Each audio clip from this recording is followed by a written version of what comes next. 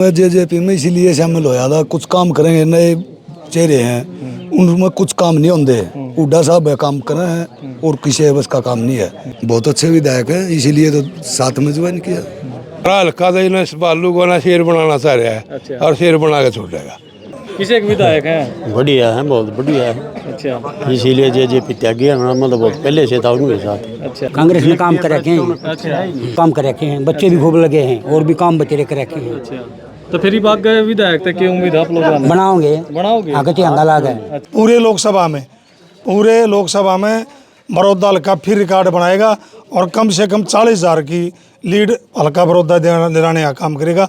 नमस्कार, आप देख रहे हैं हरियाणा स्पेस। मैं अनिल खत्री। इस समय बड़ौदा हल्के के सिवानका गांव में मौजूद हैं और यहां पर बड़ौदा से जो विधायक हैं इंदुराज नरवाल लगातार कांग्रेस पार्टी को बड़ौदा हल्के में मजबूती दिला रहे हैं और आज जेजेपी छोड़कर काला हुड्डा अपनी पूरी टीम के साथ कांग्रेस पार्टी में शामिल हुए हैं। विधायक जी आज कांग्रेस पार्टी में शामिल हुए हैं, जेजेपी छोड़कर, और भी कई साथी शामिल हुए हैं। मैं सबसे पहले तो आपके सभी दर्शकों को हाथ जोड़कर राम राम करता हूँ और मैं काला भाई का, हुड्डा साहब का मैं तहे दिल से धन्यवाद करूँगा, उनका स्वागत भी करूँगा कि इनकी घर वापसी हुई है।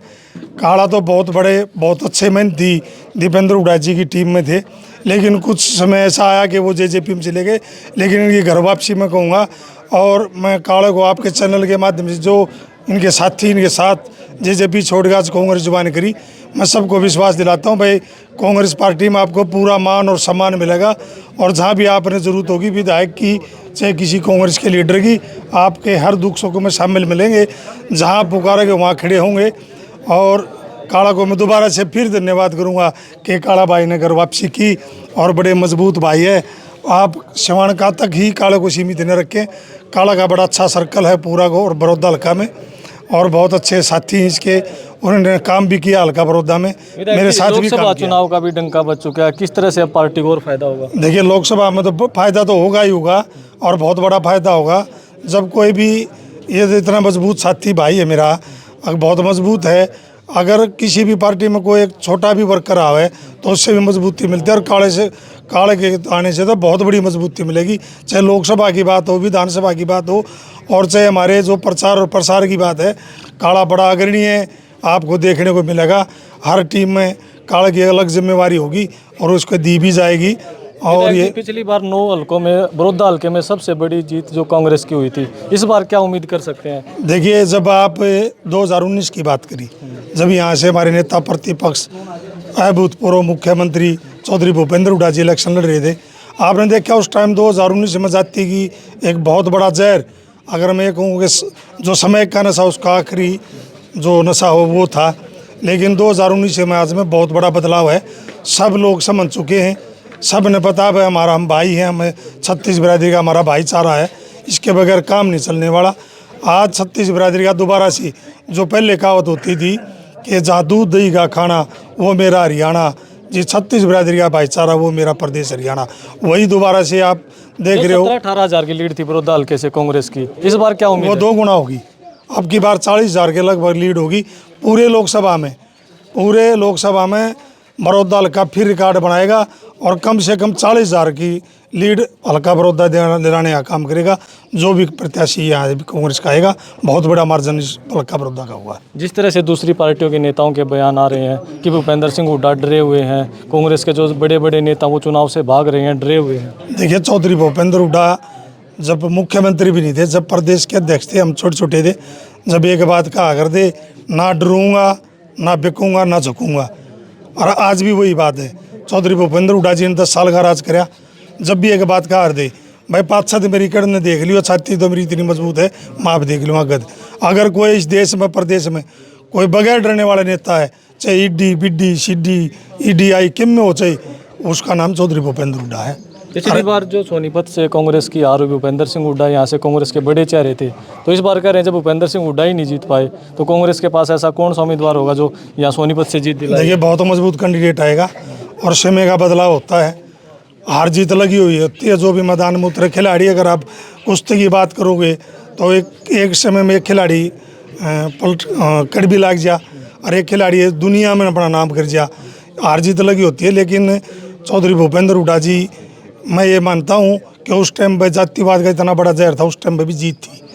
तो एक और बहुत बड़ी जीत थी उस एक टाइम और में भी। आरोप लग रहा है कि भाई भूपेंद्र सिंह हुड्डा बीजेपी के साथ मिले हुए हैं लगातार, चाहे अभय चौटाला हो या जितने भी विपक्षी पार्टियों के नेता हैं, वो लगातार यही। देखिए आपने उस परिवार का जिक्र कर दिया जिसका जिक्र करना भी ठीक नहीं होगा।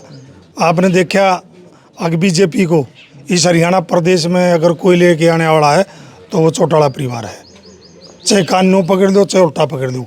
अगर आज की भी बात करोगे, इन्होंने पहले चौटाला परिवार आपने देखा दुष्यंत चौटाला जी वो मुख्यमंत्री रहे प्रदेश के, जिन्होंने कहा था कि 75 पार, एक ने कहा था जमुना पार, दोनों यार बने 4.5 साल इस प्रदेश को लूटने का काम किया। फिर आपने के करिए अभय जिक्र अभय जी का आपने देखा, चाहे राष्ट्रपति का चुनाव हो, राष्ट्रपति के चुनाव में भी अभय जी ने बीजेपी के जो नेता थे और बीजेपी का जो कैंडिडेट था राष्ट्रपति का, उसको वोट देने का काम अगर किसी ने किया तो भी अभय चौटाला जी ने किया।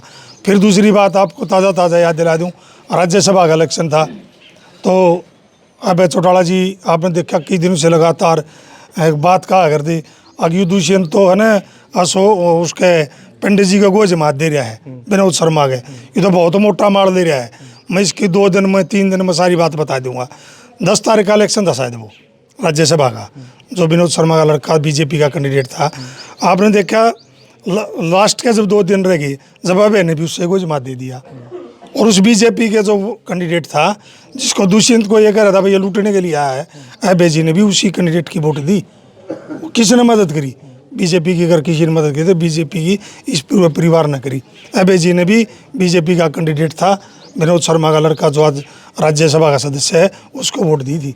फिर वो तो यहाँ तक आरोप लगा रहे हैं कि जो 9 के 9 कांग्रेस के कैंडिडेट आएंगे वो बीजेपी के कहने से आएंगे।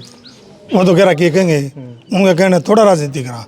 अरे कैंडिडेट की आप देखना, अब की बार हरियाणा प्रदेश में 10 की 10 सीट लोकसभा में कांग्रेस की जीत होगी। और इतने मजबूत कैंडिडेट आएंगे, इतने मजबूत कैंडिडेट है, लाखों वोटों से जीतने का काम करेंगे। और रही जिसका आप जिक्र करें, उनका तो खाता ही नहीं, उनका तो है कुछ नहीं। आप 10 सीट कह रहे हैं लेकिन 9 पे कांग्रेस लड़ेगी। 9 कांग्रेस, एक इंडिया गठबंधन है, वो भी कांग्रेस है। लेकिन हुड्डा साहब एक बात कहते थे कि भी कांग्रेस अकेले ही सक्षम है चुनाव लड़ने में, फिर आम आदमी पार्टी को 1 सीट क्यों दी? देखिए एक आपने देश में देखा है कि न भय का माहौल बना रखा है। आज भ्रष्टाचार चरम सीमा पर है, बेरोजगारी की बात करें तो हरियाणा प्रदेश 1 नंबर पर है। और देश में भी आज बहुत भय का माहौल है। कहीं ना कहीं अगर किसी बात का पार्टियों का अगर गठबंधन हो है तो कहीं ना कहीं छोटा मोटा समझौता करना पड़ता है। देखो एक हाथ से ताड़ी नहीं बजती, दोनों हाथ तक बजेगी। जब वो अगला हमारे लिए ठीक है तो हमने भी थोड़ा बहुत त्याग करना पड़ेगा, इसी कोई बात नहीं। अगर एक इंडिया गठबंधन को सीट दे दी इसमें कोई गलत बात भी नहीं। जब से राजकुमार सैनी ने इंडिया गठबंधन का समर्थन किया है, बड़ा गर्मा गर्मी का माहौल है। चलो वो तो बात हो भी ली, वो तो गठबंधन का वो सेंटर की बात है।